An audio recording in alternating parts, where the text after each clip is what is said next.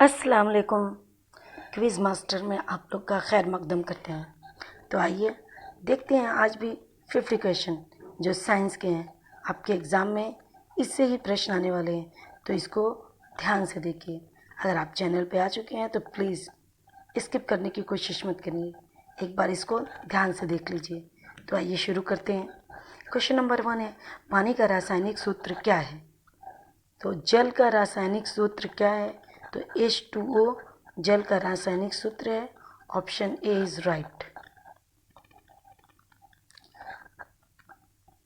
अगला प्रश्न आपके सामने, किस गैस को जीवन का गैस कहा जाता है? यानी जीवन देने वाली गैस कौन सी है? तो आप सबको पता है कि हम ऑक्सीजन के बिना बिल्कुल नहीं रह सकते। तो एक चीज़ और जान लीजिए कि ये तो प्राणदायी गैस है ही, लेकिन अग्नि यानी आग को जलाने में ऑक्सीजन का बहुत बड़ा हाथ है। अगर आग में ऑक्सीजन डाली जाए तो आग और ज़्यादा भड़केगी, लेकिन वही आग कहीं लग जाए, उसे बुझाने के लिए अगर हम कार्बन डाइऑक्साइड का छिड़काव करें तो आग बुझ जाती है। आपने देखा होगा कि हॉस्पिटल में या स्कूल में जगह जगह एक बॉटल टाइप का लगा रहता है, उसमें यही गैस भरी होती है, कार्बन डाइऑक्साइड, और इसका छिड़काव जब हम आग पे करते हैं आग तुरंत बुझ जाती है। तो एक बात खास बात ये है कि जब हम सांस लेते हैं हमें जीने के लिए ऑक्सीजन की ज़रूरत है और हम कार्बन डाइऑक्साइड छोड़ते हैं, ये तो हमारे लिए हो गया, लेकिन आग को जलाने में ऑक्सीजन का हाथ है और आग को बुझाने में कार्बन डाइऑक्साइड का हाथ है।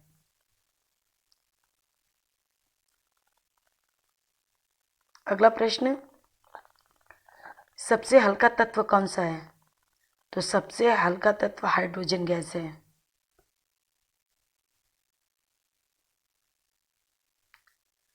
प्रश्न नंबर 4, मानव शरीर में सबसे बड़ी ग्रंथि कौन सी है? तो मानव शरीर में सबसे बड़ी ग्रंथि जो है यकृत है, हमारा लीवर सबसे बड़ी ग्रंथि है।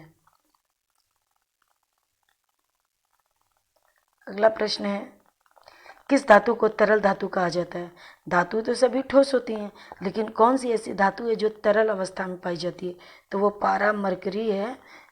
मरक्यूरी को भी ये तरल धातु कहा जाता है, क्योंकि कमरे के तापमान पे, सामान्य तापमान पे ये पिघली अवस्था में पाई जाती है। आपने देखा होगा कि जब हम बुखार नापने के लिए थर्मामीटर का यूज़ करते हैं तो उसमें जब इसको हिलाते डुलाते हैं तो उसके अंदर पारा ही भरा होता है। थर्मामीटर बुखार नापने के लिए जो होता है उसमें पारा ही भरा होता है। अगला प्रश्न है, सूर्य की ऊर्जा का स्रोत कौन सा है? तो नाभिकीय संलयन। क्या चीज़? नाभिकीय संलयन जो है वो ऊर्जा के स्रोत का कारण है, परमाणु संलयन। अगला प्रश्न है, किस विटामिन की कमी से अंधत्व यानी नाइट ब्लाइंडनेस रोग होता है? तो विटामिन ए की कमी से रतौंधी होती है, जिसे नाइट ब्लाइंडनेस कहते हैं। विटामिन बी की कमी से बेरी, विटामिन सी की कमी से स्कर्वी रोग होता है, और विटामिन डी की कमी से रिकेट्स होता है। रिकेट्स,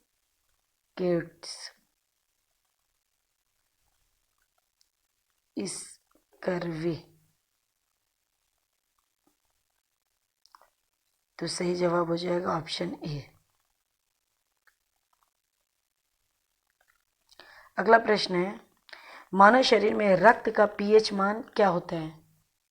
तो मानव शरीर में रक्त का पीएच मान 7.4 होता है।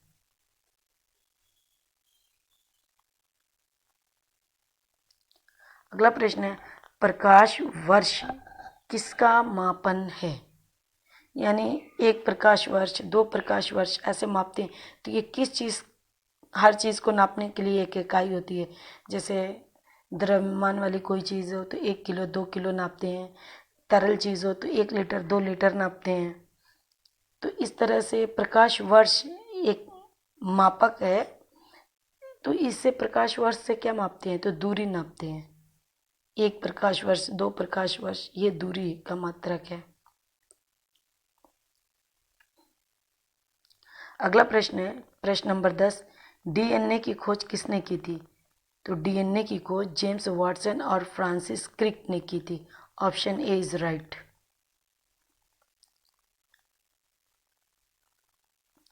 अगला प्रश्न है गर्मी के संचरण की 3 विधाएं क्या हैं? यानी गर्मी जो है एक जगह से दूसरी जगह संचरण करती है, तो इसकी 3 विधियां हैं, चालन विधि, संवहन विधि, विकिरण विधि। अब इसको थोड़ा सा समझ लेते हैं। चालन विधि क्या होती है? जैसे आपने खाना बनाया, खाना बना रहे हो, उसमें कलछी लगी छोड़ दीजिए, तो क्या होता है कि कुछ देर के बाद आखिरी हिस्सा भी गर्म हो जाता है। चम्मच लगा छोड़ दीजिए तो आग पे जो हिस्सा है वो तो गर्म होता है, आखिर का किनारा भी, यानी कि ये हिस्सा भी गर्म हो जाता है और ये हिस्सा भी गर्म हो जाता है। क्यों ऐसा होता है? ऐसा चालन के कारण होता है। ये जो है अणु सब सटे सटे होते हैं पदार्थों में, तो जब ये गर्म होता है तो ये ऊष्मा इसको देता है, फिर वो अपने पास वाले को, वो अपने पास, इस तरह करते करते ये पूरा चम्मच गर्म हो जाता है। तो ये जो विधि है, जो इस गर्मी या ऊष्मा जो संचरण हो रही है, ऊष्मा जो चल रही है, वो चालन विधि इसको कहते हैं। कौन सी विधि कहते हैं? चालन विधि।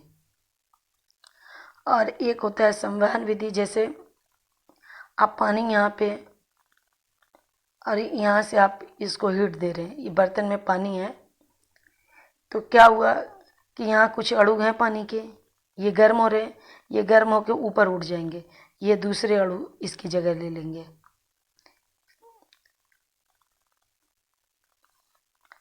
यहाँ पे जो अणु गर्म हो गए हैं वो ऊपर उठ जाते हैं, ऐसे ऐसे ऊपर चले जाते हैं और उसकी जगह नए अणु आ जाते हैं, तो इसको कहते हैं संवहन विधि।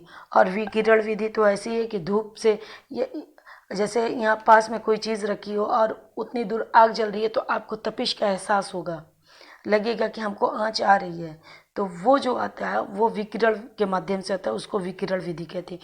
तो गर्मी या ऊष्मा के चलने की तीन तरह से ऊष्मा संचरण होती है, ऊष्मा चलती है। चालन विधि जो होती है वो ठोस में होती है। जो ये चालन विधि है,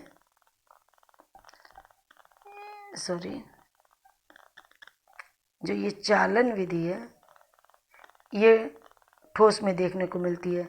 जब अणु पास पास होते हैं, सटे होते हैं, तो एक अणु दो सब गर्म होते होते पूरे अणु गर्म हो जाते हैं। और जो संवहन विधि है ये द्रव में होती है, और विकिरण विधि गैस में ऐसे होती है। ठीक है।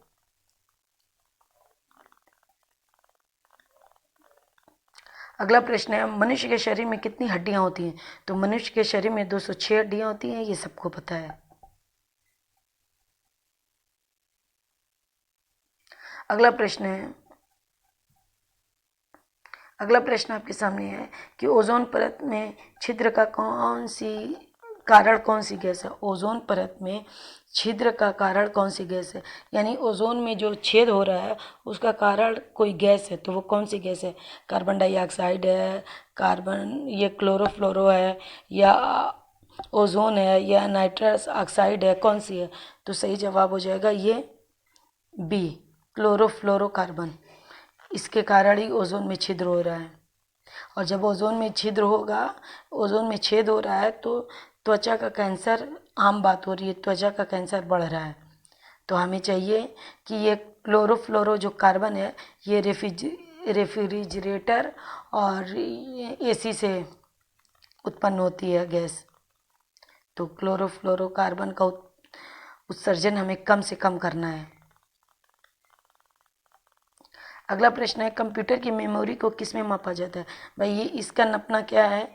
लीटर में नापोगे, मीटर में नापोगे, किलोग्राम में नापोगे, किस में नापोगे?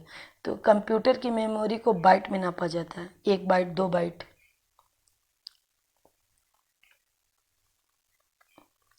अगला प्रश्न पृथ्वी पर सबसे अधिक मात्रा में पाए जाने वाली गैस कौन सी है? तो सबसे ज़्यादा नाइट्रोजन है। हमारे वायुमंडल में 78% नाइट्रोजन है, 21% ऑक्सीजन है।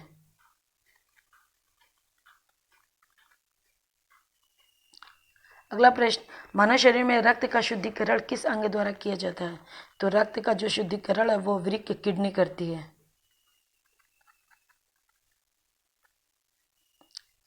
सूर्य की किरणों में कौन सा विटामिन पाया जाता है? कौन सा विटामिन? Vitamin D. अक्सर बच्चों को पीलिया हो जाती है तो सूर्य की रोशनी उसको देते हैं, उसको विटामिन डी की कमी हो जाती है। चलिए अगला प्रश्न, न्यूटन का पहला नियम किससे संबंधित है? तो न्यूटन का पहला नियम जड़त्व से संबंधित है। Option B is right.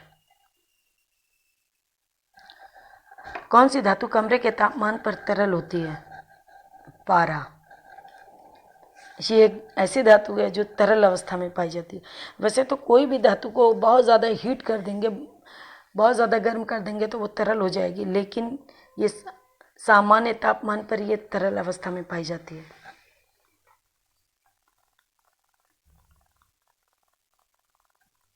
मानव शरीर में सबसे छोटी हड्डी कौन सी है?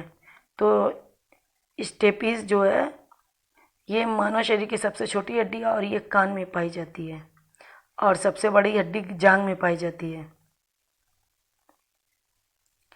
प्रकाश की चाल वैक्यूम में कितनी होती है? यानी निर्वात में प्रकाश की चाल होती है 3 × 10⁸ मीटर पर सेकंड। कौन सा यंत्र भूकंप की तीव्रता को मापता है? तो सिस्मोग्राफ से हम भूकंप की तीव्रता को मापते हैं।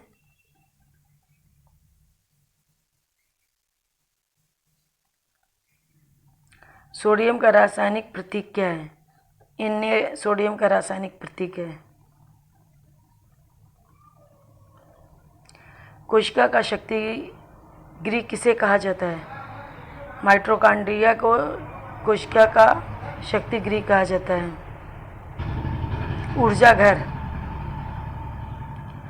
कंप्यूटर के मस्तिष्क को क्या कहा जाता है? यानी कंप्यूटर का भी दिमाग होता है, उसको क्या कहा जाता है? तो CPU कहा जाता है, control processing unit. Question number 26, सबसे बड़ा ग्रह कौन सा है? बड़ी नहीं, बड़ा। बृहस्पति सबसे बड़ा ग्रह है।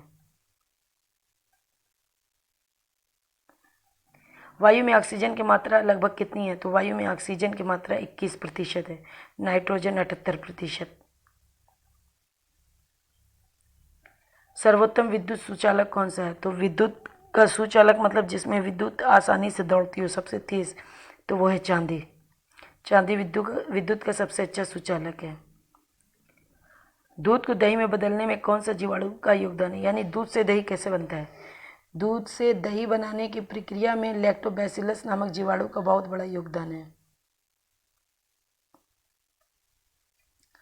मानव में पाचन क्रिया कहाँ से शुरू होती है? जब हम खाना खाते हैं तो ये रहता है कि हमारे खाने का पाचन हो रहा है, यानी खाना पच रहा है, तो ये क्रिया कहाँ से शुरू होती है? तो ये क्रिया हमारे मुंह से ही शुरू हो जाती है। जैसे ही हम मुंह में लुकमा डालते हैं, हम उसको चबाते हैं तो लार उसमें मिलना शुरू हो जाती है, तो यहीं से पाचन की क्रिया शुरू हो जाती है हमारे मुख से ही। लोग को लगता है कि पेट में जाके खाना पचता है, तो जो प्रक्रिया है वो मुंह से ही शुरू हो जाती है। अगला प्रश्न, रेडियोधर्मिता की खोज किसने की थी? तो मैडम क्यूरी ने की थी, मैरी क्यूरी। ओजोन परत कहाँ पाई जाती है? तो ओजोन परत सप्ताह मंडल में पाई जाती है।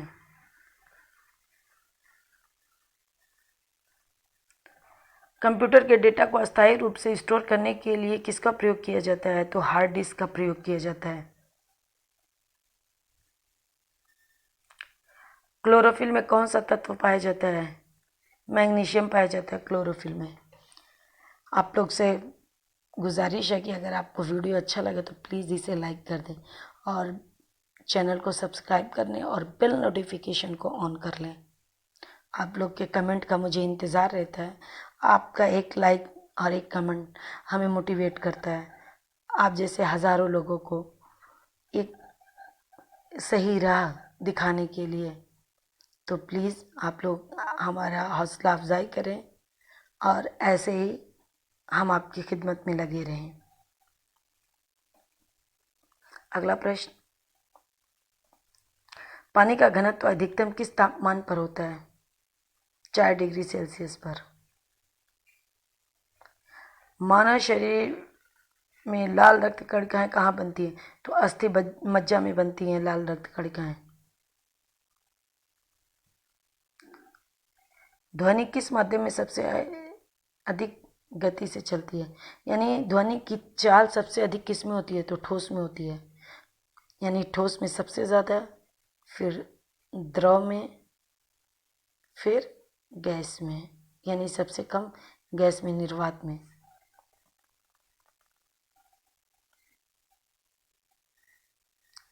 मानव रक्त का कौन सा घटक ऑक्सीजन का परिवहन करता है? लाल रक्त कणिकाएं। आइंस्टीन का प्रसिद्ध समीकरण क्या है? तो ऑप्शन बी, E=mc²।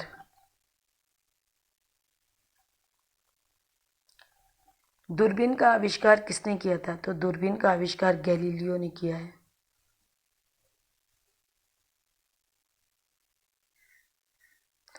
इस सब प्रश्नों को हल्के में मत लीजिएगा। जहाँ सामान्य साइंस से क्वेश्चन बनेंगे ये बहुत ज़्यादा इम्पोर्टेंट है। नाभिकीय रिएक्टर में ऊर्जा उत्पन्न होती है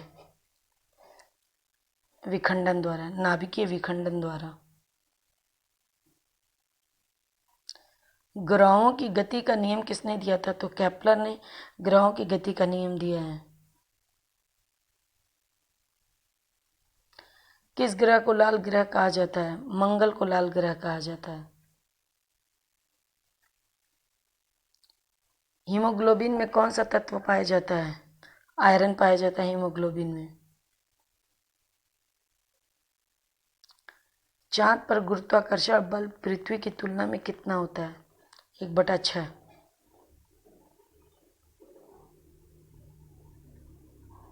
अगला प्रश्न, सूर्य से पृथ्वी तक प्रकाश को आने में कितना समय लगता है? तो लगभग 8 मिनट 20 सेकंड लगता है। सूर्य से पृथ्वी तक आने में 8 मिनट 20 सेकंड। प्रकाश की चाल इतनी तेज़ है फिर भी 8 मिनट 20 सेकंड लगता है। सोचिए कितना दूर हमारा सूरज है। रक्त का लाल रंग किसके कारण होता है? तो हीमोग्लोबिन के कारण हमारा रक्त जो है लाल क्यों होता है? हीमोग्लोबिन के कारण। पत्तियां हरी क्यों होती हैं? क्लोरोफिल के कारण। मनुष्य के शरीर में सबसे मजबूत हड्डी कौन सी है? तो जबड़े की हड्डी। ये हमारा जबड़ा जो है कल्ला, वो सबसे मजबूत हड्डी होती है।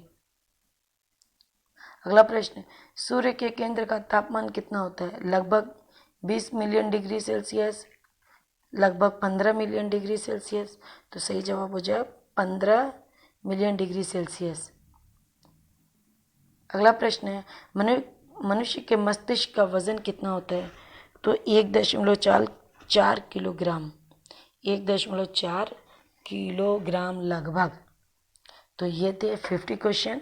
अगर आपको अच्छे लगे हों तो प्लीज़ आप इसे एक बार वीडियो को लाइक कर दीजिए, चैनल को सब्सक्राइब कर दीजिए और आप लोग प्लीज़ कमेंट किया करिए। आपके कमेंट का मुझे इंतज़ार रहता है। तो चलते हैं, मिलते हैं अगली वीडियो में। तब तक के लिए अल्लाह हाफिज़।